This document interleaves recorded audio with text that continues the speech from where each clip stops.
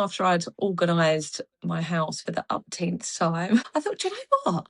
I really love doing this. I've always loved doing it. But then I thought maybe I can make a business out of this.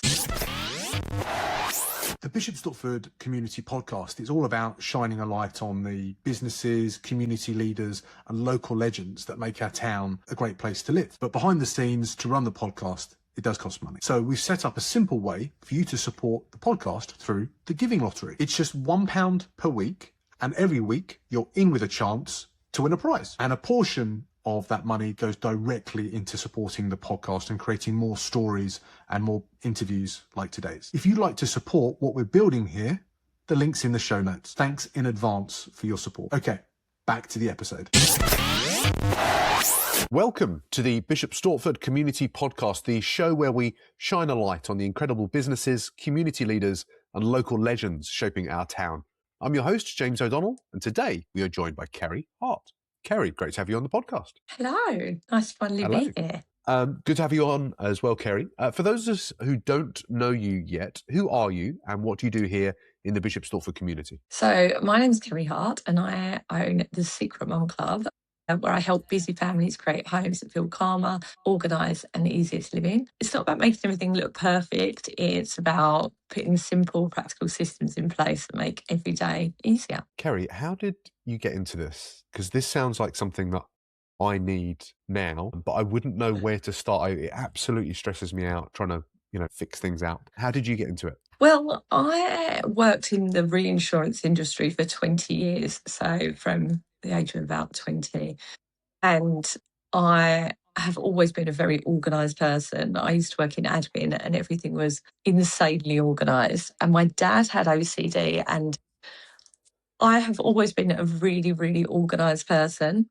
And I think when I decided to leave the insurance industry, which was when I went back after having my little girl, it was just awful. It just wasn't working for me. I left because I really wasn't enjoying it. And after I'd organised my house for the upteenth time, I thought, do you know what? I really love doing this. I've always loved doing it. But then I thought maybe I can make a business out of this. And so I went out with my best friend for her birthday and she said to me, why don't you do it? Why don't you just give it a go? Yeah, I sent out an advert on Bishop Stortford Mummy Group on Facebook and got my first client who, do you know what, is one of my very, very good friends today. So yeah, and I've been doing it just under a year now. So I'm just coming up to my anniversary. I totally see the benefit of it.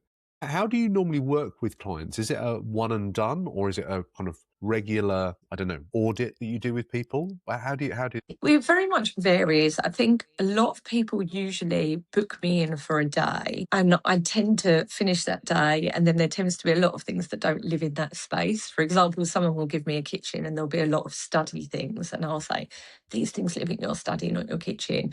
And then they go, can you come back and do my study? And then I'll do their study and I'll go, well, this lives in your bedroom. And they'll go, can you come and do my bedroom? So I tend to circulate the entire house. But it's nice because I've actually been back to clients where I've done their whole house. And then they've just got me back for a reset. And it's like being in my own house because everything is exactly where I left it. And I just go and put it back in the places that it lives. The only thing, the systems always work, but when the kids are very little, you'll find that in about every couple of years, you'll want to change things as their taste changes, their toys change as they get older, wardrobes, bedrooms, things like that. But for adults, it tends to completely remain the same. Yeah. And I think that there's something about, we've moved quite a bit over the last few years, my wife and I, and there's something about you got to get into a flow in a particular house about how that house works and the systems. But it does take a bit of time to kind of get up and running and figure out how the dynamic of a house works. Is that your experience? Yeah. It's funny, actually. I think when we had our kitchen done a year ago, and when I put everything in the kitchen, it was about a year and a half ago, when I put everything in the kitchen, you work in the kitchen and then you go, hang on a minute, that doesn't work there. I need to move that there. But I think I must have moved 2 cupboards and all of my kitchens are always organised in the same way. So everything that I tend to do, it tends to save you time. So even if it's seconds every day, it will save you time. For example, I'll put the plates by the cutlery. So you go, I serve it up, I put it on the dish, I get my cutlery and I go that way, rather than going from that side of the kitchen to that side of the kitchen. Because people go, oh, well, it doesn't fit there. And I go, but we can make it fit there if you did this. And then, yeah, it's a lot about not only creating systems so everybody knows where things are, so you can find things, but also about saving time. Because I think everyone's very time poor these days. And I think that's part of the benefit of being super organised. Is this a personality trait that you've got, Kerry, where the organisation works, where you just look at things and you see things in systems? Is that your kind of superpower? Yeah, I love that. It's my superpower. I think everybody's got that in different ways. I spoke to an interior designer and we were going to do a workshops together, which we're just working on now. And she sees things differently to how I see them. She said, do what I can make everything look super pretty and put patterns together. But she said, I can't organise the way that you do because your brain just works differently. And I think since I've got older, I've realised that people are experts in what they do for a good reason. And I feel like you just go to the expert, let them do it once, and then move on, rather than just trying to do everything yourself. You're so true. Like, people say to me, oh, podcasts. And I'm like, listen, for me, this is just fun. This is easy. I love chatting to people, asking them questions. But to do what you do, I would just be lost for words is the wrong thing. I'd be lost for actions. I kind of would just stand there like frozen, not knowing what to do.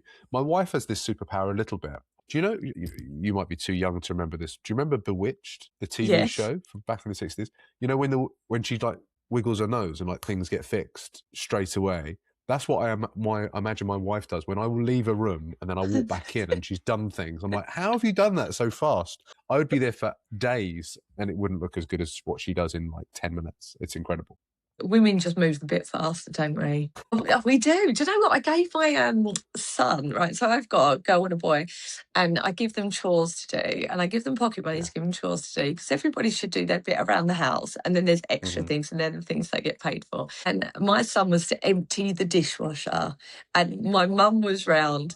And I'm not joking, it was painful. She was going, do you want me just to help you? And I was like, no, just leave him, because this is what he gets paid for. Oh my God, it took him about 20 minutes to unload the dishwasher, 30 things in there. I think, come on. I think, us boys do get enabled to a point where we can't exist in society. So if there's tricks that you can use to help fix that in the future, that'd be very useful. We've got 2 boys and a girl now.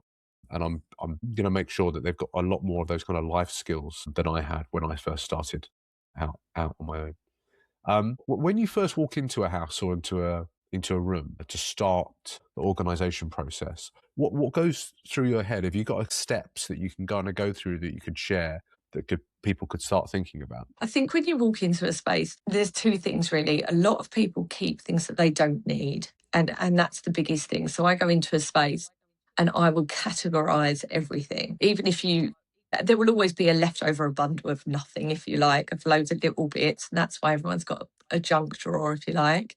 But you can categorise it like that and then think logically where you would like things to go in order for it to flow, how your kitchen works, how you cook in it. I'm focusing on kitchens because that's a busy space at the house that people seem to find the biggest change. So in your experience, you mentioned busy mums, business owners. Is that who this is for? Who gets the most out of this in your experience? I was talking to my mum a little while ago and she was saying, years ago we were not under the pressure that we are now with like Instagram, talking to mums at the school gates, clubs. I feel like there's a lot going on. And I feel like as soon as you speak to another mum, you feel like you're failing in some way. Oh, I didn't know that. Oh, I should be doing that. My house should be looking like this. Or, I'm not on top of something. And I feel like the pressure is a lot. And so from what I do, I feel like I relieve a lot of that pressure. And, we're not going to be able to get rid of these social pressures that are on us at the moment, but there is definitely ways to improve them. And I do feel like when everything is easier at home, your mind is clearer. So I've worked for a lot of business women who have got their own business. The husband mostly works, but not as much as she does. But her mind is not only work, but it's everything else that gets put on top. Whereas I think the men are quite relaxed, aren't you? You're like, you know what, if we get there, we get there. If we don't, we don't. And women aren't. I feel like we're always trying to keep up with the Joneses a little bit. Yeah. Do Yeah. you agree? I think this, yeah, I think there's the keeping up with the Joneses, and I think the Instagramification of life, where everything looks that little bit better than actually in reality it is. So people need to start, style their houses in a particular way. But as a guy, I'm like this is a functional house. People live here. People Yeah. are doing stuff. If it's supposed to look lived in, like that's the whole point of it. My wife might now shout down the door. My attitude towards that. But yeah, I think that's the difference between men and women in that scenario. But I think I remember more being a kid and that Instagram wasn't around. So people kind of had these kind of houses that were more functional and less they have to look in a particular style. And Yeah. maybe that's something that's come about because of the photos that have popped up and now the AIification of those photos as well, which might be a bit unattainable for some people. But it's an interesting pressure that you've described there, I most think definitely. there's a lot of there's a lot of ways that you can just relieve the pressure of your indoors. All houses are meant to be lived in. And I say this to my husband as well. We go to bed and everything is as it should be. But, by 10 o'clock in the morning at the weekend, it's not because everybody's moved around all the bits. I think, my top tips would be, once you've decluttered and once you've got rid of anything that you don't use, don't hold on to those things as well. I feel like a lot of people hold on to things that they don't need and they go, oh, one day I'll use it. And I must say two things. One, it's really bad energy to be doing that. Secondly, why not give it to somebody who would actually get some use out of it? And if you ever do need it, because 9 times out of 10 you don't. And then once you've kind of decluttered, be really intentional about what comes back in your house. So when I go and declutter somebody's house, they will obviously take away the things that they no longer need. I take those things with me because what happens is they sit by the front door and they don't go anywhere. And then you end up back in the same circle. So I go, you know what? I take them. So I'll donate them, recycle them, put them wherever they go. But then it's about being intentional about what comes back in. Do you need it? Do you love it? Are you going to use it? Because otherwise you just end up back in the same situation. Yeah, that's a really good advice with that. It reminds me of Marie Kondo and that kind of holding things, saying thank you for that thing being in your life and then saying goodbye to it. Yeah. Which was popular a few years ago. Some But really good advice. You can hold on to things that are an old version of you as well. Like I worked in the city and I was like, you know what? Unless something really serious happens, I will not be working back in the city. And I got rid of all my suits and all of my work things. I was like, that's an old version of me. I don't need to hang on to that anymore. And she said something very similar. And I completely agree. I think you hold on to too many things and you can be too sentimental as well. If you were to pack up all of your worldly belongings, would it fit in a suitcase? That's probably the amount of sentimental things you need. In my eyes, anyway, I feel like you can be. Yeah. One of my best friends kept a top that she got engaged in. It's like, do you need that? Along with your engagement outfit, your first honeymoon outfit? They just got a bit silly. This is great. Kerry, if people are listening in and they want to tap into your brain and your organizational skills and get your help in sorting out their lives and their houses, what's the best way for them to get in contact with you? I'm at the Secret Mum Club on Instagram and Facebook, and I've got a website as well. If you type in secretmumclub.com, make sure you press the .com because there's many variations of my name out there. Excellent. Well, we'll put the right one in the show notes and we'll link to your socials as well so people can follow along and make contact and hopefully we can, make the community a more organised space. That would be fantastic. Are you ready for some Stortford Spotlight questions now, Kerry? I am indeed, yes. We're going to make this a bit wider than our normal pure Stortford, I understand today. So that's cool. Okay. These are 3 super fast questions we ask every guest that come onto the Bishop Stortford Community podcast. First question. If you could put one sentence on a billboard in Jackson Square, what would it say and who needs to hear it the most? Your home should support you and not overwhelm you. I feel like everybody needs that. Your home should be somewhere to relax. You're getting from work, you want to relax there. You don't want it to overwhelm you, busy you. Yeah, I totally understand that. There's an energy that comes from houses, isn't there, and homes, and you don't want it to exhaust you. You want it to be somewhere that gives you energy. to go on and take Yeah. the world on. I love that. That's really good.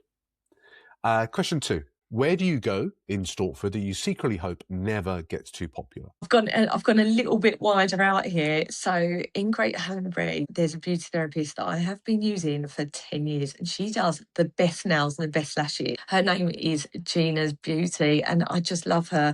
And I actually spoke to her before this podcast, and I was like, look, I'm going to advertise you on here because you're amazing, but you make sure you keep me a spot because, I am absolutely lost without her. She's a very good friend as well over the years. She knows more than my husband does. So, yeah, be careful who she comes in Fantastic. contact with. You must share her contact details so I can tag her in the Sure. show notes and on socials as well. That's a great shout out. Thanks, Kerry. And last question. Who's doing something special in town that more people need to know about? I didn't know about this until about a year ago. And I want to shout out to the Rising Tide Collective, which is a women's business group. I have been in the reinsurance industry for 20 years, predominantly working with men. And somebody told me about this group of just amazing, incredible, inspiring women. And it's so nice to be a part of. I think, from recommendations to advice to, very working solely on your own, it's really nice to kind of be able to speak to these people and feel like you're not on your own. So yeah, I absolutely love that. And I think anyone that runs their own business should join one of these groups for sure. Yeah, the Rising Tide. Sinem's been on the podcast to talk about it, but we've had lots of people from there as well. And I think it's a fantastic group. I love the kind of ethos around it and about how the rising tide raises all boats, and that's the whole point of it. You can help each other out, you can raise each other up, and it's a very pro growth idea, which I think is so important for independent businesses that are working in the local area. So yeah, big fans of that from the podcast, Kerry. Thanks for the shout out. Finally, again, what's your social media handle so people can follow along with your journey and get all those tidbits of advice that you drop on your socials? The __mum_club. So at the Secret Mum Club. Excellent. We'll link to that and make sure that people can follow along with us. I've really enjoyed our conversation today, Kerry. Thank you so much. That's Thank a you wrap. very much. No worries. Thanks for joining us on the Bishop Stortford Community Podcast.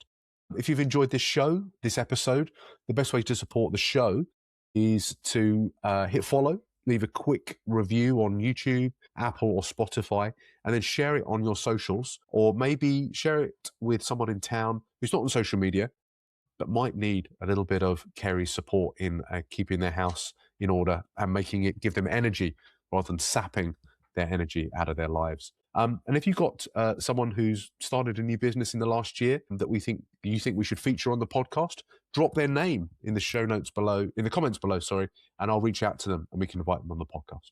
Again, Kerry, thank you so much for joining us today on the Bishop Stortford Community Podcast. Thank you. Thank you.